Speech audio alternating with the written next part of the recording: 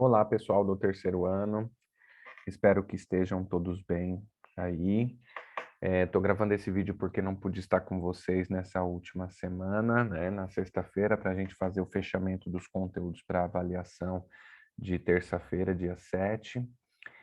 Então, o vídeo vai ser bem curto para a gente pegar alguns pontos importantes e dar ênfase em alguns pontos aqui para a gente estudar. Já devem ter passado para vocês, e vocês já deveriam saber que o que vai cair na avaliação são os 2 capítulos que nós estudamos nesse bimestre, né, nesses últimos meses, depois da primeira avaliação, que é a Primeira Guerra Mundial e a Revolução Russa. Vocês fizeram uma atividade em sala de aula de produzir perguntas e fazer um quiz, e na semana seguinte vocês tinham que fazer um mapa mental da Primeira República no Brasil, capítulo 32, Dominação e Resistência. Então são esses dois os temas. Nessa última semana eu faria um fechamento desses dois capítulos para a gente se preparar para avaliação, então é isso que eu estou vindo fazer aqui hoje. Vou lembrar vocês que eu vou utilizar o livro como referência, porém o meu livro, ele é diferente do livro de vocês, então o livro de vocês está marcando aí capítulos 31 e 32, e o meu aqui vou começar no 36, mas o que importa para a gente é o tema, tá bom? Então vamos lá. A respeito da Primeira Guerra Mundial, é importante a gente então pensar aí que as coisas na história elas não acontecem da noite para o dia. Então, a Primeira Guerra Mundial ela tem como antecessor a Revolução Industrial. Então, os países europeus começam a se industrializar, o capitalismo aflora, e essa disputa pela riqueza, né, entre aspas, riqueza, começa a fazer com que esses países entrem em conflito, até que nos anos de 1870 e 1871 existe um conflito entre a Prússia e a França, que é a Guerra Franco-Prussiana, em que a Prússia, a atual Alemanha, conquista dois territórios importantes, que é Alsácia e Lorena.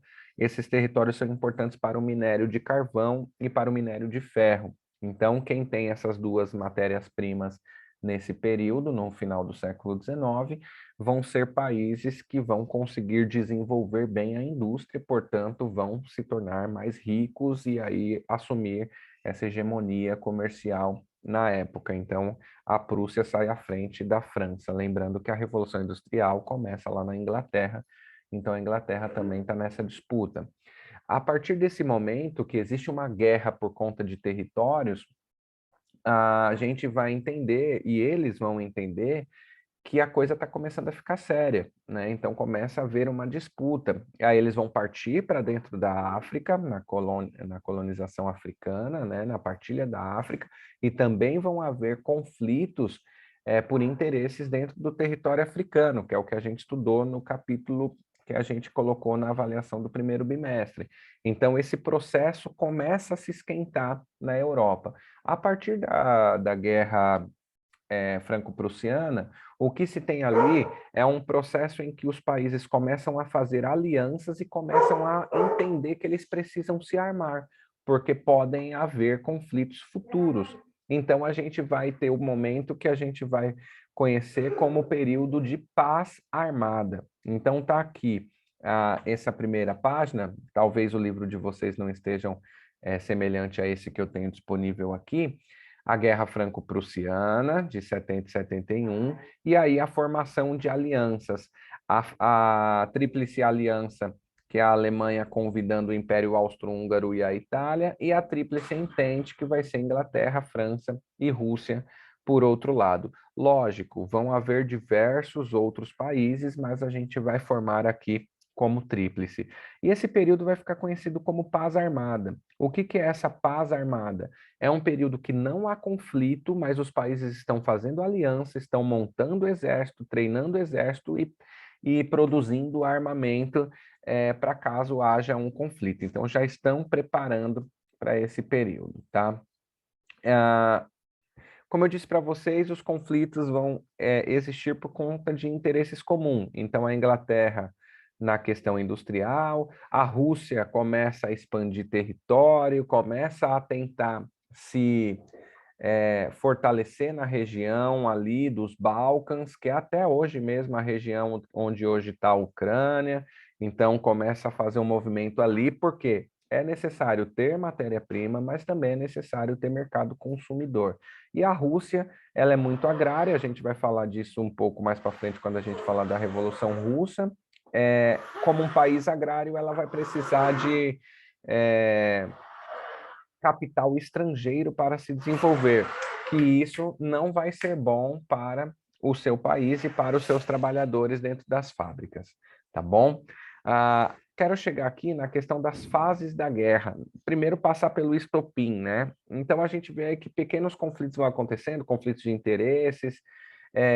O estopim vai ser aquele momento que vai acontecer algo que é ele que vai dar o start para a guerra.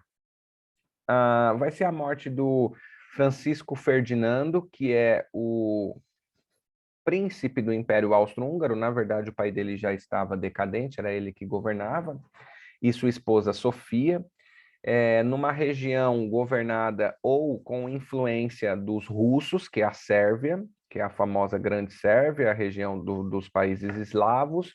O arquiduque Francisco Ferdinando acredita que tem poder sobre essa região e vai lá e é assassinado em Sarajevo. Dessa forma, o Império Austro-Húngaro pede para a Áustria se posicionar e entregar quem foi. A Áustria não se posiciona, o Império Austro-Húngaro declara guerra à Sérvia. A Sérvia, que é aliada da Rússia, a Rússia defende e entra em guerra com o Império Austro-Húngaro e aí dispara as alianças. E aí a Alemanha declara guerra à Rússia, aí a Rússia tem aliada França e Inglaterra que entram na guerra, a Alemanha e Império Austro-Húngaro têm aliado a Itália que também vai entrar no conflito, tá? E aí a gente tem a disparada da política de alianças. Aqui nessa página a gente tem as fases da guerra. A gente vai separar a guerra em 3 fases. Primeira fase, guerra de movimento. Segunda, guerra de trincheiras ou guerra de posição. E a terceira, de novo, uma guerra de movimento. Por que a gente tem guerra de movimento como primeira e terceira fase, e a segunda fase é uma guerra de posição? Naquela ocasião, nós não tínhamos aviões participando da guerra, então a guerra ela era toda em solo.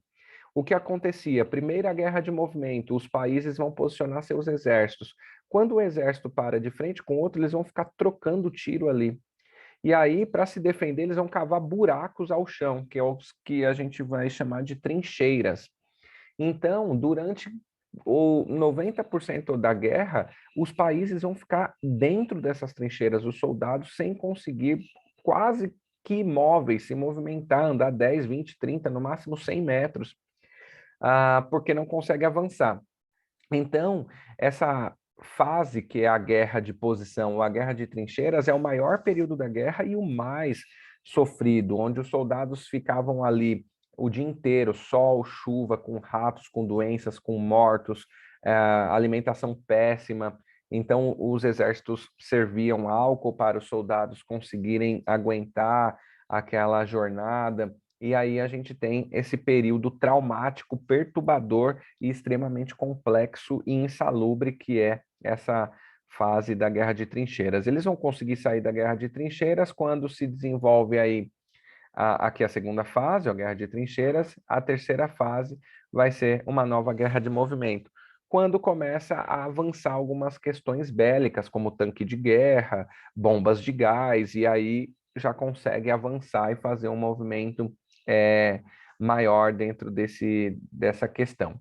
Dentro dessas posições, a gente tem aqui, que eu acredito que vai ser colocado aqui, deixa eu ver, a entrada dos Estados Unidos e a saída da Rússia na guerra em 1917, que está nessa página aqui minha, não sei como está aí para vocês.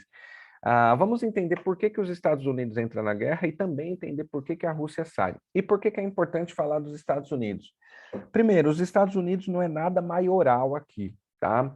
O que acontece é que, imaginem, A guerra está acontecendo na Europa já de 1914 a 1917, são 3 anos, então os países estão devastados psicologicamente, economicamente, e também fisicamente. Os Estados Unidos está de fora vendendo armamento e comida e mantimentos para os países que estão envolvidos em guerra. Então, estão fazendo dinheiro, então eles estão enriquecendo. É nesse momento que os Estados Unidos se torna a maior potência do mundo, né, lucrando com a guerra. É sempre importante pensar nisso. Porém, os Estados Unidos têm motivos para entrar na guerra. Quais são os motivos que os Estados Unidos têm para entrar na guerra? Primeiro, contra a Alemanha, porque a Alemanha está tentando convencer o México a recuperar territórios que os Estados Unidos tomou lá quando declarou a independência. Então a Alemanha está lá, ó, pega o território de volta, México, a gente ajuda vocês, toma armamento e tal. Então a Alemanha está tentando trazer o México para o lado deles. E aí os Estados Unidos vai falar assim, opa, então eu sou contra a Alemanha. Segundo, a França e a Inglaterra são aliados dos Estados Unidos, então estão comprando armamento, comprando mantimentos. Então, uma derrota da França e da Inglaterra colocaria em risco os negócios dos Estados Unidos da América. E quando os Estados Unidos decidem entrar na guerra, logicamente, ela está muito mais forte, muito mais preparada, porque seu território não está no conflito. Então, ela consegue enviar soldados que estão tranquilos, descansados psicologicamente, conseguem mandar mais armamento para os aliados e a guerra vai tomar um novo rumo a partir de então. Não é que eles são os superiores, mas é porque é a mesma coisa de você trocar o time inteiro no segundo tempo, aos 45 minutos, contra um time que está jogando há 4 horas ali, extremamente cansado, tá? Então, essas são as relações dos Estados Unidos entrando na guerra. E por que que a Rússia sai? A gente vai falar disso porque a Rússia tem a sua revolução para fazer, mas é o nosso próximo tema. Após a guerra, que acaba em 1918, vai ser assinado um documento, que é um tratado de paz chamado Tratado de Versalhes. Esse documento vai apontar o dedo para a Alemanha e colocá-la como culpada da Primeira Guerra Mundial. E aí vai determinar aqui alguns pontos para a Alemanha. Ó, devolver a região de Alsácia e Lorena, que é aquela da Guerra Franco-Prussiana, devolver para a França. Ceder aos vencedores os direitos sobre as colônias ultramarinas, então perder as colônias, entregar para esses territórios para os, entre aspas, vencedores da guerra. Ceder à recém-criada Polônia uma faixa de terra dentro da Alemanha, então manter um corredor polonês para fazer ali o acesso báltico, e aí ainda mais redução do exército e pagamento de dívidas, tá? Então aqui diversas questões. Aqui a gente tem um mapa de 1914 antes da guerra e um mapa no pós-guerra mundial, tá? A Alemanha, é importante entender que ela entra na guerra como um império e ela sai como uma república dessa guerra, então sai como a Alemanha. É criada também a Liga das Nações, que é como se fosse a ONU de hoje, né? Um órgão responsável por manter a paz e o equilíbrio mundial. Não vai dar certo, por isso que vai haver uma Segunda Guerra Mundial e por isso que a gente tem a ONU. Agora, a respeito do segundo tema, então falamos da guerra. Agora, o segundo tema, que é a Revolução Russa. Como eu falei para vocês, a Rússia vive um czarismo, então é como se fosse uma Europa feudal ainda, a Rússia, com o czar, que é o título como se fosse um rei absoluto. O imperador ou czar russo é dono de toda a Rússia, é uma família que governa a Rússia há mais de 3 séculos. E nesse caso, quem está governando é Nicolau II, esse rapaz que está aqui no centro da imagem. Aqui tem uma imagem importante para a gente, que tem Nicolau II da Rússia, a família Romanov, junto com a família inglesa, né? Com a Catarina. Por que que é importante a gente observar isso? Porque a gente vê, quer dizer, perdão, é a Vitória, a Rainha Vitória inglesa. Observar que eles eram todos família, eram primos, né? Até por isso que eles estão ao mesmo lado aí nesse conflito. A Rússia ela sai da guerra porque a gente tem aí uma Rússia camponesa, uma Rússia com 70% dos trabalhadores sendo explorado pela elite, pela Igreja Ortodoxa. E essa galera começa a se revoltar, até mesmo porque agora o dinheiro que foi investido na industrialização é um dinheiro externo, e a galera que é de fora não está nem aí para a vida dos russos. E a coisa vai ficar complicada. E aí a Rússia vai sair da guerra. Como que a Rússia sai da guerra? Não é o czar que vai retirar a Rússia da guerra, tá? Quem vai retirar a Rússia da guerra é o movimento de fevereiro de 17, um movimento de cunho socialista barra comunista, tira o poder do czar, dá o golpe, assumem um governo socialista em fevereiro de 17, tiram a Rússia da guerra. Em outubro de 17, a gente tem aí um cara chamado Vladimir Lenin, tá aqui em negrito, que vai assumir o governo na Rússia, e aí a gente vai ter o Partido Operário Social Democrata Russo, que está aqui também em negrito nessa página, assumindo o governo e levando a revolução adiante até a morte de toda a família imperial, família czarista. Dentro do Partido Operário Social Democrata Russo, nós temos aí uma divisão, que são os bolcheviques, que significa maioria em russo, e os mencheviques, que significa minoritário. Mas não somente essa divisão que é importante vocês saberem. Aqui tem um ponto que vocês precisam prestar atenção. O que é bolchevique e o que é menchevique em relação à guerra? Os bolcheviques, eles são aqueles que acreditam na revolução. Então, eles pensam que é necessário derrubar o capitalismo para implantar o comunismo. Os mencheviques, eles são a favor de industrializar a Rússia, participar dos processos eleitorais para poder chegar ao comunismo. Então, os bolcheviques entendem que não há conversa com os capitalistas e a revolução é o movimento que deve ser feito. Já os mencheviques querem participar do processo político, e aí quem ganha a revolução nesse caso são os bolcheviques, e a revolução continua. Essas revoltas que explodem em 2017, ela tem início muito atrás, como, por exemplo, as rebeliões que começam lá no ano de 1905, né, que é uma guerra que a Rússia perde para o Japão, e aí a população russa enxerga que o czar está defendendo somente seus interesses, não o interesse da população.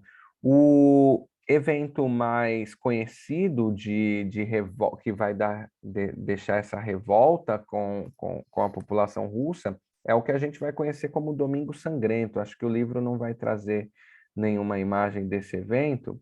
O Domingo Sangrento é quando uma parcela da população russa ordeiramente vai entregar uma carta para o czar explicando sobre a sua condição de vida, e o czar fica assustado com aquela multidão caminhando sobre o palácio, né, para o Palácio de Inverno, e autoriza que seu exército massacre a população num domingo.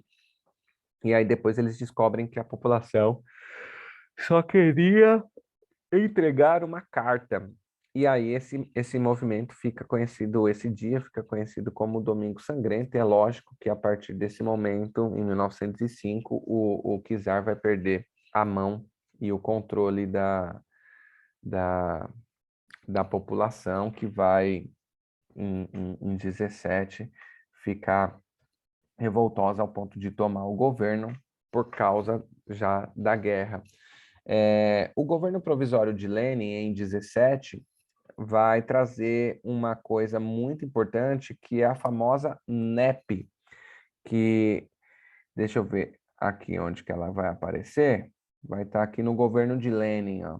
Então, os exércitos brancos contra o exército vermelho é o exército revolucionário, o exército bolchevique, o exército branco é o exército que defendia a família imperialista, os czares. E, lógico, tinha dinheiro externo aí, como vocês viram, a família dos czares era familiares lá, primos dos ingleses, dos franceses, então tinha dinheiro de fora para tentar parar essa revolução comunista dentro da Rússia.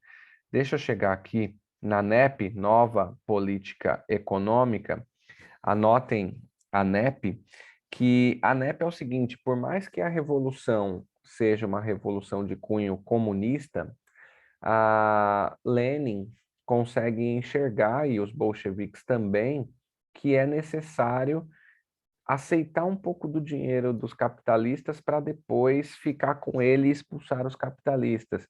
Então, a NEP meio que vai autorizar que a economia do país temporariamente funcionasse como uma economia de mercado nos moldes capitalistas para se fortalecer. E a ideia era, depois que se fortalecer, nacionalizar e tirar os estrangeiros de dentro do país. Então, meio que usar os capitalistas e depois descartá-los, né?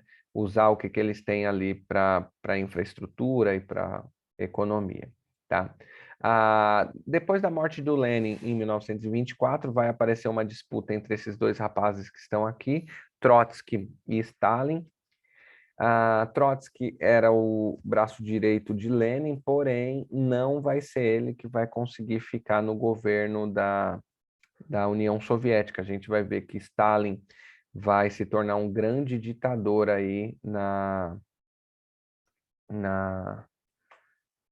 na União Soviética, tá? E é nesse ponto que eu vou ficar.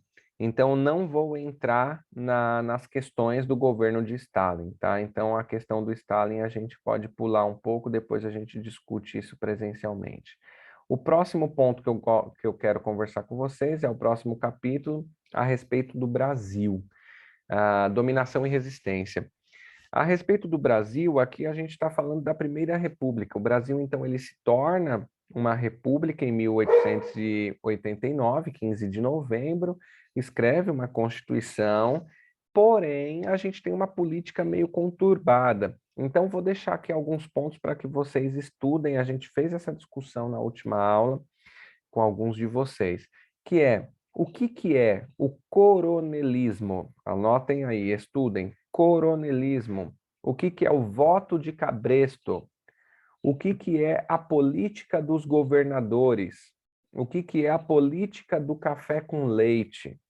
O que é o convênio de Taubaté? Certo? Então, isso é importante. Quem é o coronel? Como que as eleições aconteciam? Como que eram as fraudes nessas eleições? Certo? Então, isso vai definir, olha aqui, ó, política dos governadores, a política do café com leite, isso vai definir, ó, valorização do café, ó, convênio Taubaté aqui, isso vai definir a política do Brasil no Primeiro Império, tá? E aí, eu já queria falar de dois pontos com vocês. Deixa eu ver se eu chego aqui. Então, pega, volta o vídeo, escuta esses pontos que eu trouxe aí: coronelismo, voto de cabresto, quem é o coronel, política dos governadores, política do café com leite, convênio de Taubaté. Pega todos esses pontos e dá uma lida. Agora, eu quero falar com vocês a respeito de dois pontos. Vou até tirar aqui a apostila para falar com vocês a respeito da revolta da vacina e da Guerra de Canudos. Dois pontos importantes. A Guerra de Canudos, que eu cheguei a discutir com alguns de vocês na aula que vocês estavam fazendo o mapa mental. A Guerra de Canudos ela tem cunho messiânico. O que significa isso? Tem a visão de um Messias, alguém que vem para salvar. Por quê? Um cara chamado Antônio Conselheiro, ele sai lá do sertão do Ceará, do interior do Ceará, caminhando, falando em nome de Deus e prometendo algumas coisas para as pessoas e que de fato ele meio que cumpre. Então ele vai caminhando e vai até o interior da Bahia, até o sertão da Bahia, e ali monta um arraial que fica conhecido como Arraial de Canudos. Nessa região, ele vai causar alguns desconfortos para a sociedade. Primeiro, para a Igreja Católica, porque ele não é da igreja e as pessoas estão seguindo em nome de Deus. Segundo, para os coronéis, que vocês vão ter que saber o que é. porque as pessoas estão indo para Canudos, estão fugindo de suas fazendas, então estão indo para o território em que quem governa é esse tal de Antônio Conselheiro, e também ao governo brasileiro, porque o Arraial de Canudos não pagava imposto. Todo mundo que chegava no território do Arraial de Canudos ganhava um pedaço de terra para trabalhar, para viver, e não precisava pagar imposto, só tinha que seguir 3 regras, que era não prostituição, não uso de drogas, incluindo álcool e cigarros, e esqueci de uma terceira agora que eu havia dito para vocês. Enfim, e dessa forma, o governo brasileiro começa a fazer uma campanha para acabar com o Canudos que vinha crescendo cada vez mais. E aí o governo brasileiro consegue implantar uma ideia de que Antônio Conselheiro era contra a República, por isso que ele estava reunindo, era um reduto de monarquistas.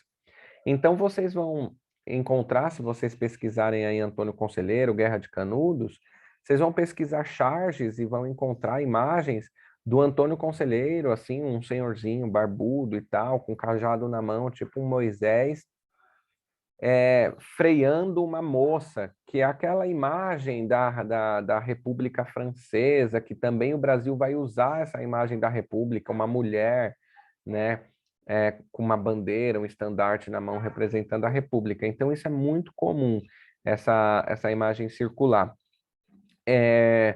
E aí eu queria também dizer para vocês que o que aconteceu é que o governo brasileiro vai fazer algumas expedições a Canudos, as 2 primeiras não vão ser bem sucedidas, mas a terceira, já utilizando canhões, eles vão conseguir invadir, queimar e destruir toda Canudos, matar Antônio Conselheiro, tá? O segundo ponto eu queria ir direto para o Rio de Janeiro, falar da revolta da vacina. A gente vai ter 3 importantes personagens aqui: o presidente Rodrigues Alves, o prefeito Pereira Passos e o sanitarista Oswaldo Cruz. Rio de Janeiro é a capital do Brasil, a gente está no início do século XX, 1910, e aí surge a ideia de modernizar o Rio de Janeiro. O que era necessário para modernizar o Rio de Janeiro? Expulsar os pobres do centro da cidade, né, da capital. E para isso eles queriam alargar as avenidas. Então eles começaram a destruir casarões, que eram cortiços, expulsar as pessoas dali, ampliar, porque agora havia a intenção de colocar automóveis nesse centro, porque na Europa, Londres, Paris, já havia esse centro assim, então era referência do Brasil nesse caso. E isso é um movimento chamado Bota Abaixo, que é destruir o centro para revitalizar. Junto com esse movimento, eles tiveram uma grande ideia, que era acabar com algumas doenças que estavam acontecendo ali por causa da sujeira. E aí eles tiveram a ideia de colocar uma vacina obrigatória contra algumas doenças e invadir a casa das pessoas e vacinar as pessoas. Então, sanitaristas junto com a polícia batendo nas portas, invadindo, derrubando portas e vacinando à força as pessoas. Isso não deu muito certo. A vacinação obrigatória, ela ficou 4 dias apenas. Depois a população foi à rua, começa a destruir tudo, começa uma guerra civil e o governo retira a obrigatoriedade da vacina, isso em novembro de 1910, de 11 a 16 de novembro de 1910, tá? Então, eram esses pontos que eu queria trazer para vocês a respeito do Brasil. Estudem Canudos, estudem a revolta da vacina. A gente se vê na próxima, meus queridos, bons estudos.